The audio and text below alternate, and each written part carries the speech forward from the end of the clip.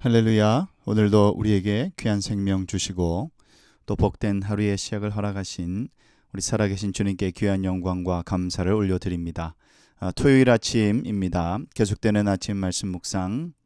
오늘은 로마서 11장 17절부터 22절까지의 말씀, 어제 이어서 로마서 11장 17절부터 22절까지의 말씀을 통해서 이 아침에 우리에게 주시는 하나님의 말씀의 은혜 나누도록 하겠습니다. 어제 우리는 이제 두 가지의 비유를 먼저 보았습니다. 첫 번째 비유는 첫 열매와 그리고 그 열매로 빚는 이제 떡덩이에 대한 비유였고요. 그리고 두 번째는 이제 뿌리와 가지의 비유였습니다. 이 모든 비유는 유대인의 버려짐과 그리고 이방인의 구원에 대한 그 의미를 바로 인식시켜 주기 위한 사도 바울의 강조점이 담겨져 있었습니다. 이제 오늘 본문 말씀도 이제 계속적으로 비유의 말씀이 나오는데 바로 감람나무의 비유가 되겠습니다. 이 사도 바울의 감람나무 비유, 이 감람나무는 올리브 나무죠. 올리브 나무로 이제 그렇게 이해하시면 되겠습니다.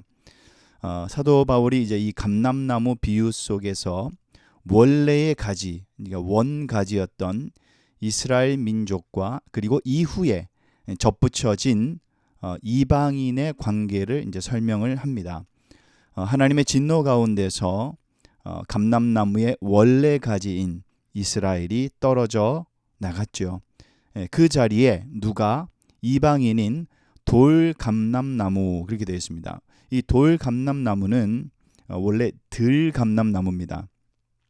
이것은 먹을 수 없는 열매를 맺는 감람나무를 얘기합니다. 들에서 막 자라는데 그 종류 중에 들감람나무라고 해서 유용한 열매를 맺지 못하는 나무가 있습니다. 그런데 이 나무가 유용한 열매를 맺는 감람나무, 이제 여기에서 참 감람나무 그렇게 말씀하고 있죠. 참 감람나무에 접붙여져서 열매를 맺게 되는 것입니다. 사도 바울이 이러한 이유로 이방인이 유대인들에게 자랑할 수 없다라는 그 점을 말하고 있습니다.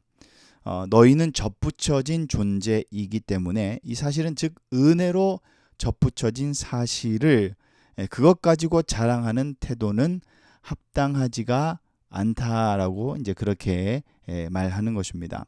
그래서 여기에 18절 말씀에 보면은 그 가지들을 향하여 뭐라고 말씀합니까? 자랑하지 말라. 이방인들을 향한 경고의 말씀입니다. 그렇다고 해서 너희들이 자랑할 것 없다. 자랑할지라도 네가 뿌리를 보존하는 것이 아니요 뿌리가 너를 보존하는 것이라. 그러니 자랑하려면 너 자신, 가지인 너 자신을 자랑하지 말고 너의 뿌리를 자랑하라. 뿌리는 이제 예수 그리스도가 되겠죠. 뿌리가 너를 보존하는 것이지 네가 뭐 잘나서 그렇게 이 참 감람나무에 접붙여진 것이 아니다라는 이제 그 말씀을 하고 있고, 그리고 이제 19절로 넘어가서 말씀을 계속 보겠습니다. 이제 19절 이하의 말씀은 이 이스라엘의 꺾어짐이 주는 교훈에 대해서 말하고 있죠. 사실 이방인들은 유대인이 꺾인 곳에 접붙여졌다라는 사실로 이제 자긍심을 가질 수 있습니다. 뭐 사실이니까요. 뭐 그것은 사실이니까 그럴 수는 있지만 그래도 이 하나님께서 이방인을 위해서 유대인들을 꺾으셨다. 이제 그렇게 생각할 수도 있다라는 것입니다. 이제 그것이 이제 19절의 말씀이죠. 그러면 네 말이 가지들이 꺾인 것은 나로 접붙임을 받게 하려 함이라 하리니 이제 그럴 수도 있는 거 아니겠습니까? 그렇지만 사도 바울은 이와 같은 이방인의 어떤 생각에 일부분은 동조를 하고 있지만 그러나 본질은 그게 아니다라고 말하고 있는 거죠. 유대인이 불신앙 가운데 떨어지고 이방인이 믿음으로 서게 된 것은 분명한 사실입니다. 그러한 이유로 이방인에게 사도 바울은 동일한 원리를 적용해서 그렇다고 해서 너희들도 떨어져 나간 유대인처럼 그렇게 교만하고 자랑질하면은 너희들도 역시 떨어져 나간다라는 경고를 동시에 주고 있는 것입니다. 그 이유는 원가지였던 유대인을 하나님께서 어떻게 하셨습니까? 사정없이 잘라내셨던 그 하나님의 엄중함에 있는 것입니다. 하나님이 원래의 가지도 아끼지 아니하셨으니 당연히 접붙여진 가지도 아끼지 아니할 것은 당연한 원리가 아니겠느냐.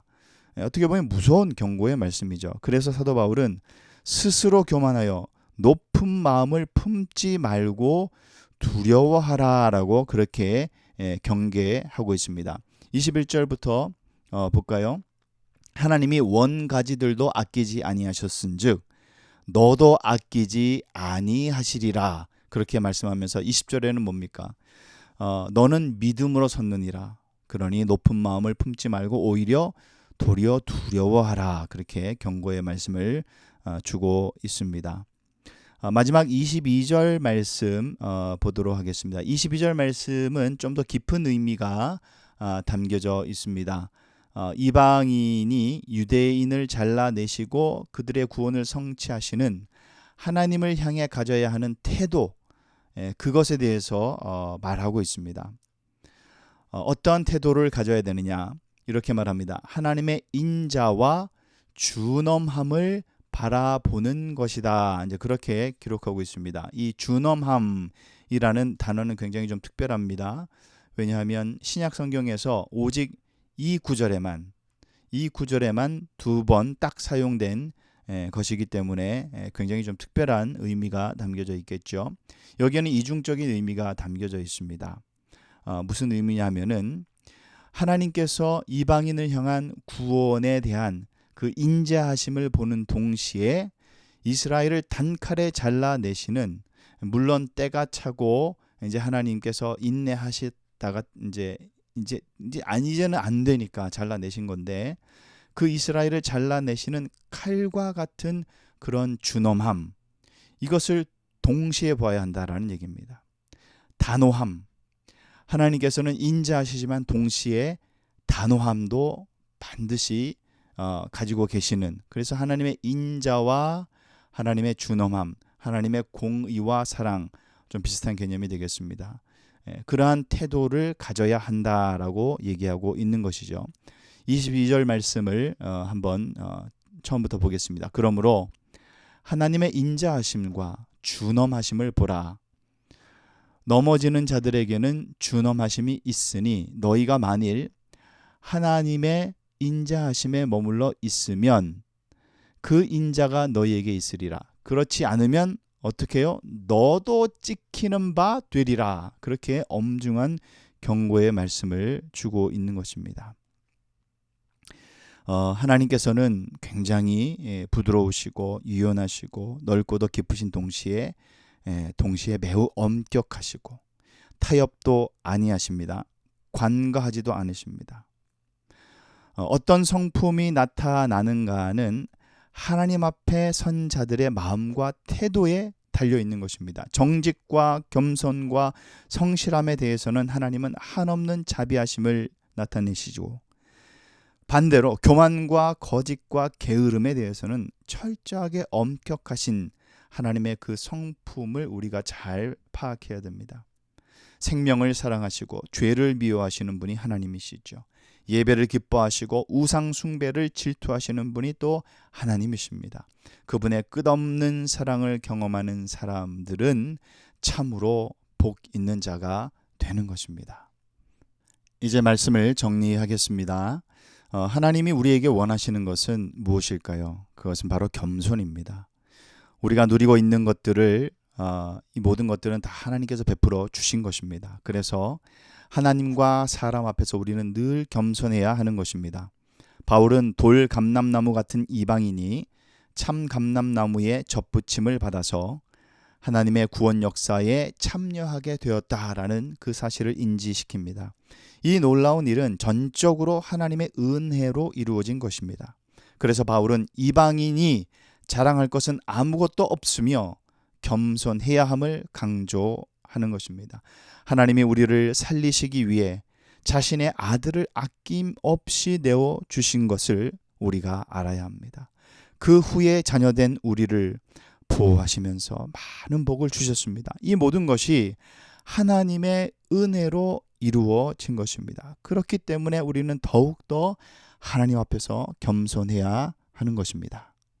내가 지금 누리고 있는 모든 것들이 전적으로 하나님이 베풀어 주신 것임을 우리가 우리의 입술로 고백하는 것이 또 중요합니다. 내 재능과 내 노력으로 내가 이 미국 땅에 와서 내가 이루었지 이것이 아니라 그것을 주시고 그것을 통해 이룰 수 있는 힘과 환경을 주신 분은 바로 우리 하나님이십니다. 이것을 깊이 깨달을 때 진정한 감사를 우리가 드릴 수가 있는 것입니다. 진정한 감사를 드릴 뿐만 아니라 하나님과 사람 앞에서 겸손할 수 있는 것이죠. 내가 가지고 있는 학식, 재능, 재물 이 모든 것이 하나님의 은혜로 주어진 것을 안다면 우리는 겸손할 수밖에 없는 것입니다. 내가 가진 것 때문에 사람들 앞에서 자랑하거나 교만한 모습으로 살아가지 않도록 우리는 영적으로 말씀 앞에 늘 깨어 있어야 할 줄로 믿습니다. 오늘도 은혜 앞에 요구되는 이 겸손, 우리가 말씀 앞에 다시 한번 무릎 꿇고 살아계신 주님을 우리가 믿음의 눈으로 바라보며 더 겸손한 모습으로 주님 한 분만을 자랑하며 살아가는 그러한 저와 여러분 되시기를 예수님의 이름으로 축원합니다.